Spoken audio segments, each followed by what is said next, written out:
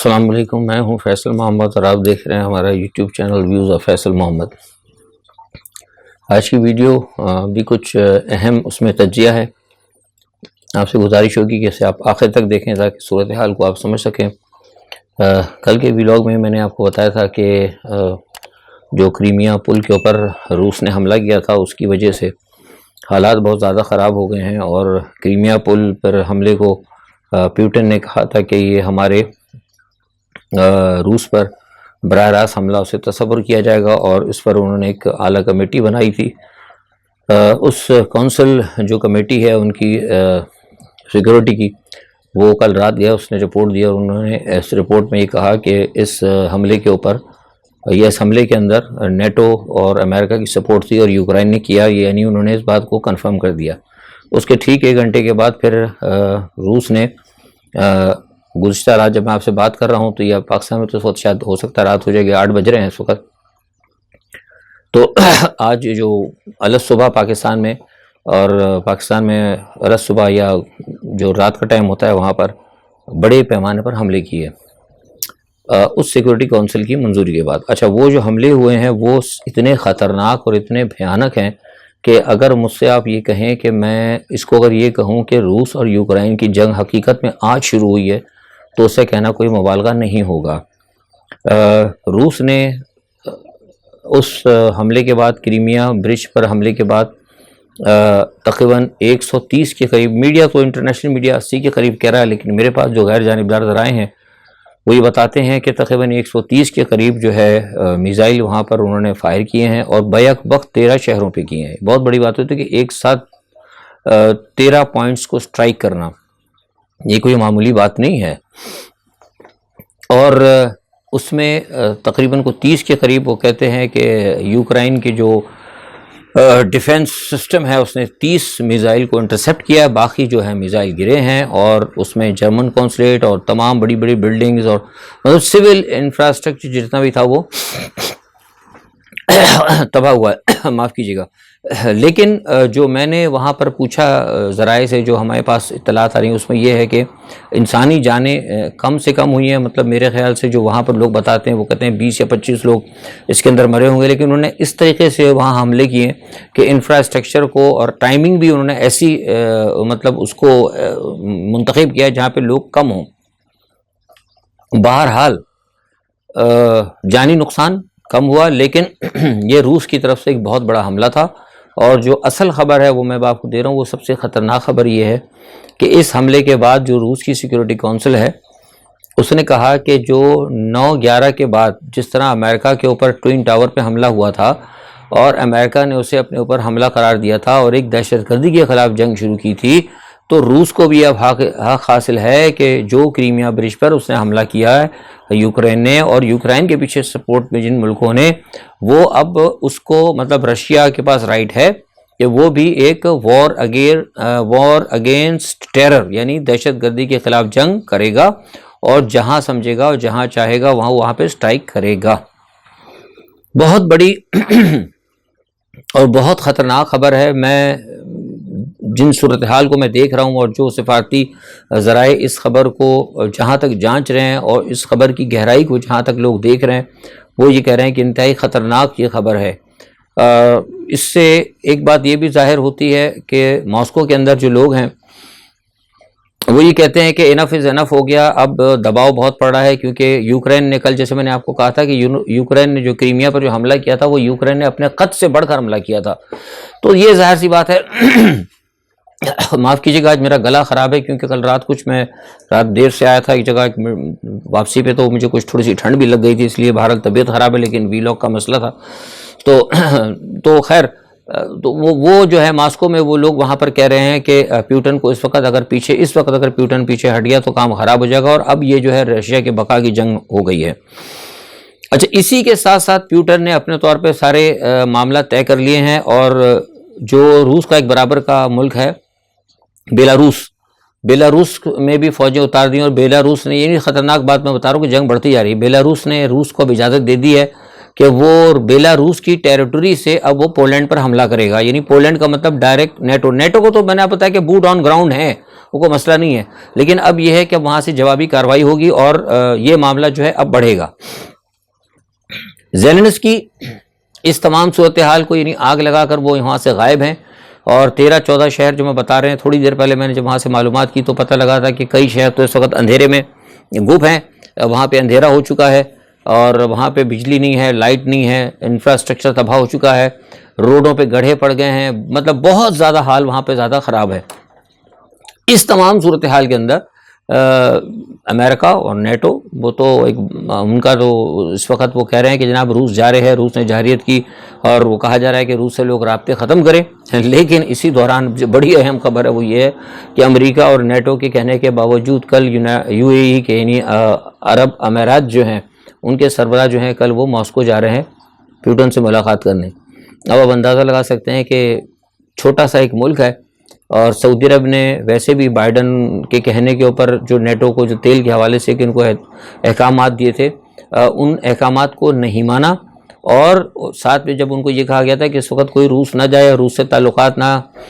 رکھے، تو وہ اس کو بھی نظر انداز کر کے روس جا رہے ہیں۔ تو یہ ایک انتہائی اہم سچویشن ہے، اور مجھے لگتا ہے جس میں آپ سے کہتا رہا ہوں نا کہ دنیا جو بڑھ رہی ہے اور جو ان کے اپنے اہداف ہیں مغرب کے یورپ کے وہ ٹھیک ہے، لیکن لوگ میں نہیں سمجھتا کہ ساری دنیا صرف جو ہے روس کو اس طرح اکیلا چھوڑ دے گی، کہ روس بہرحال ایک طاقت کا نام ہے۔ اچھا یہ تو ہو گیا پاکستان کا مسئلہ۔ اب ایک چیز اور میں آپ کو بتا دوں کہ جو اہم ہے وہ یہ ہے کہ ایک چھوٹی سی خبر اور اس میں ایڈ کر دوں کہ شمالی کوریا کم جونگ کا آپ کو میں بتایا تھا کہ وہ بھی آج کل بہت زیادہ پیر نکال رہے ہیں، اور انہوں نے آج دیکھا کہ روس نے جناب حملہ شملہ کر دیا تو انہوں نے بھی تھوڑے سے اپنے پر پھڑپڑائیں، اور امریکہ کو غصہ دکھانے کے لیے انہوں نے آج اعلان کر دیا ہے، آفیشیل آرڈر نکالا ہے کہ اب نیوکلیئر جو ہے نا بم کا وہ دھماکہ کر دیں۔ وہ کہہ رہے ہیں 2-3 دن کے اندر ہم نیوکلیئر بم کا دھماکہ کر دیں گے، یعنی ٹیسٹ کریں گے وہ۔ یہ تو ہو گئی صورتحال۔ چین تائیوان آپ کو پتا ہے وہ علیحدہ معاملہ چل رہا ہے۔ اب میں تھوڑا سا پاکستان کی طرف آتا ہوں۔ پاکستان میں عمران خان صاحب کو ابھی تک کہا جا رہا ہے کہ آپ انتظار کیجئے۔ عمران خان سے میں نے آپ کو پہلے ہی بتایا کہ رابطے ہیں، اور ان کے اداروں کے رابطے ہیں، ادارے عمران خان کو کہہ رہے ہیں کہ آپ ٹھہر جائیں، اور کل جیسے میں نے ویلاگ میں آپ کو کہا تھا کہ ان کو یہ کہا گیا ہے کہ مارچ تک ہم انتخابات کرا دیں گے اور جلد ہی انتخابات کی ڈیٹ دے دیں گے، لیکن سوال یہ پیدا ہوتا ہے کہ ڈیٹ کب دیں گے۔ میں نے آپ سے کہا نا کہ مجھے تو یہ ڈر یہ لگ رہا ہے کہ کہیں ایسا تو نہیں کہ دوبارہ عمران خان کا بھی ٹریپ کیا جا رہا ہے۔ دیکھیے اب صورتحال یہ تھی کہ اداروں نے جو ڈیل کی تھی، میں نے اسی چینل سے آپ کو بتایا تھا، اداروں کی ڈیل ہوئی تھی یہ کہ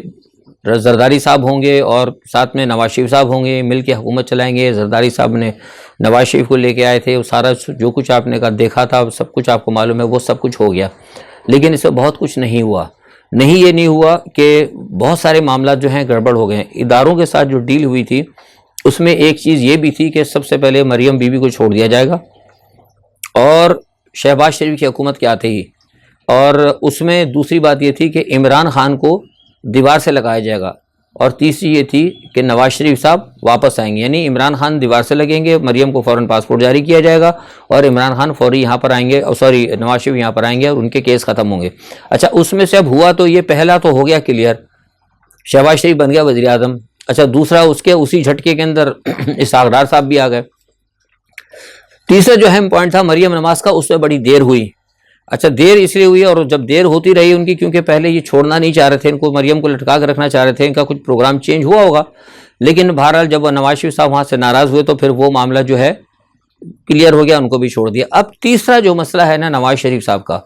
وہ نواز شریف صاحب کا مسئلہ ابھی تک کلیئر نہیں ہوا، اور نواز شریف صاحب اس پر ناراض ہیں۔ کل جو نواز شریف صاحب نے پریس کانفرنس کی تھی، اور آپ نے ساری دیکھ بھی لیا ہوگا، ساری جگہ سے آپ نے لوگوں سے سنا ہوگا، بہت سارے لوگوں نے اپنے اس پہ تجزیے بھی کیے، مجھے بہت ساری چیزیں پتہ تھیں، کل میں نے اشارہ کیا تھا، لیکن وہ کچھ چیزیں ایسی تھیں جن کو کہ میں جب تک ڈبل چیک نہیں کرتا میں بات نہیں کرتا۔ اس کے حوالے سے جب میں نے معلومات کی کہ بھئی کیوں نواز شریف صاحب نے اتنا کل یہ دل کے جو پھپولے پھوڑے ہیں اپنے کہ میں بدلہ لوں گا، فلانا لوں گا، ڈھمکنا لوں گا، اس کی وجہ یہ ہے کہ نواز شریف صاحب یہ کہتے ہیں کہ جو ان کے ساتھ ڈیل ہوئی تھی وہ ڈیل کو اس طرح نہیں چلایا جا رہا، مطلب وہ یہ کہتے ہیں کہ اب تک مجھے جو ہے یہاں پر ہونا چاہیے تھا ادھر پاکستان کے اندر، لیکن وہ پاکستان میں نہیں آ سکا، اور یہ جو ہے وہ سمجھتے ہیں کہ ان کے ساتھ جو ڈیل تھی اس ڈیل کی وجہ سے وہ اس میں خلاف ورزی ہوئی ہے۔ ایک چیز تو یہ، اور دوسری سب سے وجہ کہ وہ کیوں نہیں آئے، یہ سب سے اہم بات ہے۔ وہ اہم بات یہ ہے کہ نواز شریف صاحب جو ہیں ان کو کلیئرنس نہیں مل رہی ہے، نواز شریف کو کلیئرنس نہیں مل رہی۔ کلیئرنس کیوں نہیں مل رہی اس کی میں وجہ بتاتا ہوں آپ کو۔ کلیئرنس نہ ملنے کی وجہ یہ ہے کہ ان کی جو بیٹی ہیں مریم نواز صاحبہ، انہوں نے کل جو پریس کانفرنس کی اس میں ایک بندے کا انہوں نے نام لیا ہے کہ ہم یہ چاہتے ہیں کہ ان کو آرمی چیف بنا دی جائے۔ وہ آپ نام سب سمجھ چکے ہیں، لیکن میں کیونکہ میرا کچھ ایک مسئلہ ہے اس لیے میں عموماً تر نام نہیں لیتا لوگوں کے، اس کی کچھ وجوہات ہیں، لیکن جب بہت زیادہ حالات جب ہو جائیں گے تو مجبوری پھر میں سب کے نام لینا بھی شروع کر دوں گا، لیکن ابھی لوگوں کو پتہ ہے تو اس لیے اگر میں نہ بھی لوں تو لوگوں کو پتہ لگ جاتا ہے کون ہے وہ بندہ جس کا کل مریم نواز نے کہا بھی ہے، اور سینیورٹی میں اس وقت نام مطلب وہ آتے ہیں ان کا۔ تو ان کو انہوں نے نام لے دیا کہ یہ بندہ ہمارا ہونا چاہیے۔ اس پہ نواز شریف صاحب کی سوئی ٹکی ہوئی ہے۔ اب کیا نواز شریف کو کہیں سے کسی ادارے کی کسی اہم شخصیت کی طرف سے پلس مائنس مجھے نہیں پتا اس بات کا کہ کسی نے یقین دہانی کرائی تھی کوئی، لیکن جو میرا خیال ہے میں سمجھتا ہوں کہ کوئی بھی ایکس وائی زیڈ، خواہ وہ آئے یا کوئی اور آئے، وہ نہ نواز شریف کا ہوگا نہ وہ کسی اور کا ہوگا، وہ ہوگا کس کا؟ وہ ہوگا فوج کے بندہ۔ لیکن چونکہ نواز شریف کی سوئی اس پہ اٹکی ہوئی ہے، اور جو چیف صاحب واپس آئے ہیں امریکہ سے وہ کچھ اور نام لے کر آئے ہیں، اب آپ سمجھ رہے ہیں، وہ نام کچھ اور لے کر آئے ہیں، نواز شریف صاحب کچھ اور کے اوپر اڑ گئے ہیں۔ تو یہ ایک معاملہ ہے کہ نواز شریف صاحب کو کلیئرنس نہیں مل رہی، یہ مین وجہ ہے نواز شریف کی اب تک کلیئرنس نہ ملنے کی سے، کیونکہ چیف صاحب بھی اس وقت پریشان ہیں۔ اچھا، اب میں سمجھتا ہوں کہ چیف صاحب کی پریشانی بھی جائز ہے، اس لیے کہ ہم نے اپنے کچھ عرصے پہلے جب یہ رجیم چینج ہوئی تھی، یہ سارے معاملات ہوئے تو جو ہمارا چینل دیکھتے ہیں ان کو اچھی طرح یاد ہوگا، پورا جو میرے بیانات بھی پڑھتے ہیں ان کو بھی یاد ہوگا کہ ہم نے کہا تھا کہ یہ جو ان سے نے جو ڈیل کی ہے نا، یہ بہت غلط ہو گیا رجیم چینج میں۔ اگر وہ کر دیا تھا نا رجیم چینج، کسی اور کو لے آتے، ایکس وائی زیڈ کسی کو لے آتے اور کسی کو لا کر بٹھا دیتے، کسی کو چھوٹے موٹے کسی کو لا کے اس کو بٹھا دیتے، یار وہ اپنا جو ایم کیو ایم کا نہیں کیا ہے جسے نئی پارٹی بنائی ہے مصطفیٰ کمال، اس کو لا کے بٹھا دیتے۔ لیکن جن لوگوں کو یہ لے کر آیا نا، یہ پاکستان کے لیے بہت بڑی سیکیورٹی رسک ہے، اور ان کے جو معاملات ہیں انہوں نے بین الاقوامی طاقتوں سے پاکستان کے حوالے سے کچھ وعدے وعید کیے ہوئے ہیں، یہ میں بتاتا رہا ہوں، میرے اس میں مطلب پاکستان کے نیشنل چینل اس پر بھی میرے انٹرویوز پڑے ہوئے ہیں۔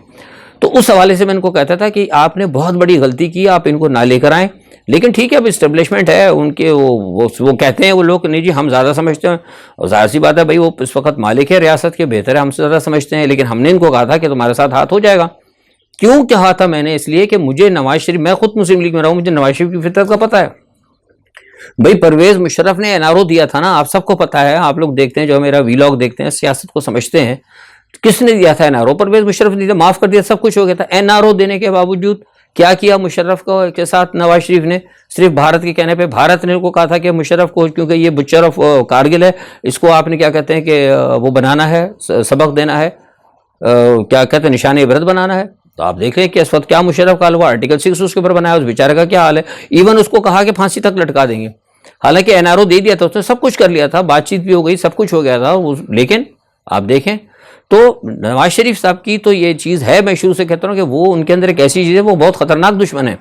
وہ نہیں معاف کریں گے، لیکن پتہ نہیں یہ کس طرح ان کی جل میں آ گیا۔ اور آپ دیکھ لیں پھر کل آپ نے دیکھا جو پریس کانفرنس جب انہوں نے کی، ذرا سا انہوں نے دیکھا کہ میرے ساتھ معاملہ گڑبڑ ہو، وہ فوراً انہوں نے وہ سب کچھ اتار کے باہر پھینک دیا، اور اس کا آفٹر شاک دیکھیں آج میاں جاوید لطیف کو انہوں نے کہہ دیا اداروں کو 5 دن کا ٹائم دے دیا۔ اس کی کل جو پرسوں جو میں شاید کل کی ہے، پرسوں کی تھی جو پریس کانفرنس میاں صاحب نے، اس کا آفٹر شاک تھا یہ جو جاوید لطیف نے 5 دن کا ٹائم دیا ہے۔ تو کہنے کا مقصد سارا میرا یہ ہے کہ یہ اداروں کے ساتھ جو ہے نا ہاتھ ہو گیا ہے، اور ٹھیک ٹھاک طریقے سے ہاتھ ہو گیا ہے۔ اور ادارے جو میں آپ کو بتا رہا ہوں، میں اب آپ کی خبر دے رہا ہوں کہ ادارے بھی اس وقت سٹ پٹا گئے ہیں۔ یہ سٹ پٹانے کی اب یہ جو کامران ٹسوری کو انہوں نے لیا ہے، مجھے آپ بتائیے کہ یار میں سمجھ سے باہر ہوں کہ جس عہدے کے اوپر گورنر ایک اہم عہدہ ہوتا ہے، وفاق کا نمائندہ ہوتا ہے، کامران ٹسوری کو انہوں نے لے لیا۔ کامران ٹسوری کی شخصیت میں کیا بات کروں، کامران ٹسوری کی شخصیت پر کسی اور کو لے لیتے، کسی اور بندے کو لے سکتے تھے، لیکن بہرحال پتہ نہیں کیوں انہوں نے لے لیا۔ لیکن لیا اس لیے کیونکہ آج جو ہے ایم کیو ایم نے علیحدہ ہو جانا تھا، اور ایم کیو ایم کہتی کہ جی ہمیں تو کچھ بھی نہیں ملا، تو پھر وہ اداروں کے کہنے پہ جناب کامران ٹسوری کو انہوں نے لے کے بنا دیا۔ تو سوال یہ پیدا ہوتا ہے کہ یہ جو بوکھلاٹ ہوئی نا اسٹیبلشمنٹ کی، وہ کامران ٹسوری کو جس طرح کیا نا، لایا ٹسوری صاحب کو گورنر سندھ بنانا بھی اسٹیبلشمنٹ کی بوکھلاٹ کا ایک بہت بڑا ثبوت ہے۔ تو یہ ساری صورتحال جو ہے نا، مجھے اب لگ رہا ہے کہ معاملہ جو ہے بکھر رہا ہے، معاملہ صحیح نہیں ہو رہا. گو کہ عمران خان کے رابطے ہیں، فوج کے ساتھ بھی رابطے ہیں اور اسٹیبلشمنٹ کے دوسرے لوگوں کے ساتھ بھی رابطے ہیں، لیکن سوال یہ پیدا ہو رہا ہے کہ معاملہ اس لیے بگڑ رہا ہے کہ نہ عمران خان صاحب کو جو ان کا مطالبہ ہے وہ پورے ہونے دیا جا رہا ہے، دوسری طرف وہ دوسرے کہہ رہے ہیں کہ عمران خان کا کوئی مطالبہ ماننا نہیں ہے، تیسری طرف سب سے بڑا عذاب یہ ہے کہ ایک عہدہ نومبر کے اندر ہے اور اس کے جو ہیں خواہش جو ہیں اس عہدے کے اوپر اپنا خواہش کا یعنی اپنا بندہ لانے کے لیے چار وہ ہیں. پہلا فریق امریکہ بہادر ہے، ٹھیک ہے جناب، وہ چاہتا ہے کہ ہماری مرضی کا بندہ ہے. دوسرے فریق جو ہیں خود پاک آرمی ہے، وہ چاہتی ہے کہ ہم اپنے حساب سے لے کے آئیں، جو آرمی کا ایک طریقہ کار ہوتا ہے. تیسرا بڑا فریق اس میں نواز شریف ہے اور چوتھا فریق اس میں پی ڈی ایم ہے، کیونکہ فضل الرحمان وغیرہ وہ بھی کہتے ہیں کہ ہم ان کا اپنے حساب سے بندہ آنا چاہیے. تو مجھے بتائیے کہ جب یہ صورتحال ہوگی اور اس میں ابھی تک ڈیڈ لاک ہے، میں آپ کو ابھی تک ٹل اس وقت کوئی بھی تجزیہ نگار کچھ کہہ رہا ہو، سب کچھ اور رابطے سب ہے، لیکن ٹل مسئلہ ڈیڈ لاک کے اوپر ہے. اب مسئلہ جب ڈیڈ لاک پہ ہے تو اس کا مطلب ہے وہ تو ہوگی کیا کہتے ہیں نومبر کے اندر جا کے تعیناتی. تو کیا عمران خان نومبر تک بیٹھیں گے؟ اوبیسلی کبھی نہیں بیٹھیں گے. اور یہ ابھی ویڈیو آڈیو لیکس کا میں آپ کو بتایا کہ عمران خان صاحب آج گئے، انہوں نے عدالت میں جا کر کیس کیا ہے، تو میں سمجھتا ہوں بہت اچھا کیا. اس کا مطلب جو میں نے آپ کو خبر دی تھی کہ یہ جو کچھ ہوتا رہا ہے، یہ جو نواب اس نے جو رانا ثناء اللہ نے کہا ہے کہ جناب وہ کو باہر کی ایجنسی تھی، باہر کی ایجنسی نہیں تھی، یہیں کی ایجنسی کے ہی کوئی بندے تھے، انہی کے لیے کام کرنے والے کوئی بندے ہوں گے. کوئی بھی ہو سکتا ہے وزیر اعظم ہاؤس کے اندر، کوئی انجینئر ہوگا، کوئی ٹیچر ہوگا، کوئی الیکٹریشین ہوگا، کچھ بھی ہوگا، لیکن بہرحال اس کے پیچھے کسی نہ کسی ایجنسی کے بندے کا کسی نے کا ہاتھ ہے. وہ یہیں کی ایجنسیاں ہیں، انہوں نے نکالی ہیں اور نکالنے کے بعد پھر اس کو توڑ مروڑ کر باہر بھیج دیا یا آگے پیچھے ٹوٹے بازی کر کے بیچ رہے ہیں. لیکن بہرحال یہ ایک بہت بڑا بہت سیریس ایشو ہے. میں نے آپ کو کل بھی کہا تھا اور عموماً کہتا رہا ہوں کہ پاکستان میں تو خیر شاید ویسے ہی شور ہے نا سیاست کے اوپر، لیکن بیرون ملک اس کو بہت اس کو سنجیدگی سے دیکھا جا رہا ہے کہ پاکستان کی کوئی چیز بھی وہاں پہ سیف نہیں ہے. مگر پاکستان کے اندر بہت ساری سیکورٹی لیکس ہیں، بلکہ تو اب ان کو خطرہ ہو گیا. کئی لوگ تو یہ کہہ رہے ہیں کہ ہم نے جو پہلے پاکستان سے کچھ باتیں کی تھی اپنے معاملات کی، کہیں ایسا تو نہیں کہ وہ بھی ساری چیزیں کہیں کوئی بک کر کے سارے معاملات کہیں لیک آؤٹ ہو گئے ہوں، کیونکہ سائفر کے بعد جو ہے نا بہت سارے لوگوں کے کان کھڑے ہو گئے تھے. خیر کہنے کا مقصد یہ کہ حالات جو ہے بے انتہا خراب ہیں اور پاکستان کا لگتا ہے دارالخلافہ آپ نے شاید دیکھا وہ کوئی منتقل ہو گیا ہے. سنا تو یہی تھا، جا کر جب دیکھا تو کچھ شک مجھے بھی پڑا کہ واقعی دارالخلافہ وہاں نہیں ہے. پتہ لگا جب کہ وہ پاکستان کا جو دارالخلافہ ہے وہ ایک نئی جگہ ہے کنٹینر آباد. وہ سارے وہاں کنٹینر ہی کنٹینر لگے ہوئے ہیں، 3000 سے اوپر کنٹینر لگے ہوئے ہیں، ادھر کنٹینر ادھر تار ادھر رکاوٹ. وہ دارالخلافہ وہاں چلا گیا، وہ اب اسلام آباد میں نہیں رہا. تو وہ اتنا خوفزدہ ہو گئے ہیں ہمارے حکمران جو ہیں کہ وہ عمران خان بھی دیکھیں وہ آگے کیے چلے جا رہے ہیں اور یہ تیاری کر کے بیٹھے ہیں. کنٹینر لگا کے کنٹینر آباد بنا دیا، پورا نیا شہر بنا دیا. دارالخلافہ کہیں اور لے گئے، اسلام آباد کا تو شکل ہی انہوں نے بدل دی ہے اور وہ بھی عمران خان آگے کھیل رہا ہے. اچھا وہ ایک دن کی اتنی وہاں پہ جو ڈپلائمنٹ انہوں نے کر رکھے ہیں،